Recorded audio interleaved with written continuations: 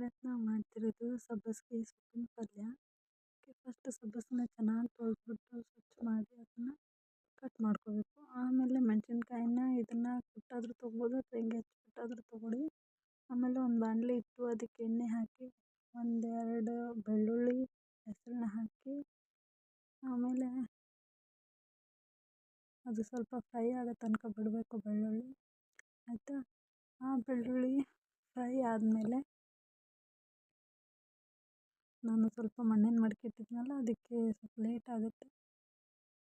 Next ಅದಕ್ಕೆ ಮೆಣಸಿನ್ಕಾಯಿ ಹೆಚ್ಚಿಟ್ಕೊಂಡಿದ್ರಲ್ಲ ಅದನ್ನು ಹಾಕಬೇಕು.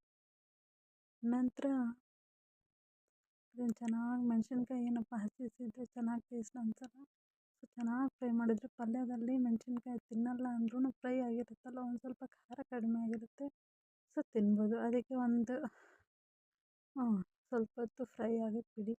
ನೆಕ್ಸ್ಟ್ ಅದಕ್ಕೆ ಒಂದು ಚಿಟಿಕೆಯಷ್ಟು ಅರಿಶಿನ ಪುಡಿ ಹಾಕಿ ಅದು ಚೆನ್ನಾಗಿ ಆಮೇಲೆ ಮಿಕ್ಸ್ ಮಾಡಬೇಕು. ಅದಾದ ನಂತರ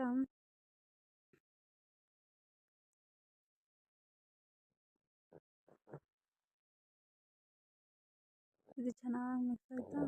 ಆಮೇಲೆ ಏನು ಮಾಡಬೇಕಂದ್ರೆ ತೊಳೆದಿಟ್ಕೊಂಡಿರ್ತೀವಲ್ಲ ಸಬ್ಬಸಿಗೆ ಸೊಪ್ಪು, ಅದನ್ನು ಕಟ್ ಮಾಡ್ಕೊಂಡಿಟ್ಟಿರ್ತೀವಲ್ಲ ಅದನ್ನು ಹಾಕಬೇಕು.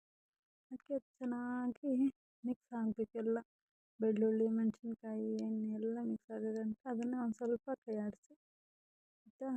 ಆಮೇಲೆ ಅದನ್ನು ನೀಟಾಗಿ ಹಾಕಾದ್ಮೇಲೆ ಒಂದು ಸ್ವಲ್ಪ ಹೊತ್ತು ಅದನ್ನು ಕೈ ಆಡಿಸ್ತಾನೆ ಇರಬೇಕು, ಯಾಕಂದರೆ ಚೆನ್ನಾಗಿ ಅದು ಫ್ರೈ ಆಗುತ್ತೆ, ಎಲ್ಲ ಸೇರ್ಕೊಳ್ಳುತ್ತೆ ಅದಕ್ಕೆ. ಸೊ ನಾವೇನು ಮಾಡಿದ್ವಿ, ಮೊದಲು ಉಪ್ಪು ಹಾಕಿಲ್ಲ.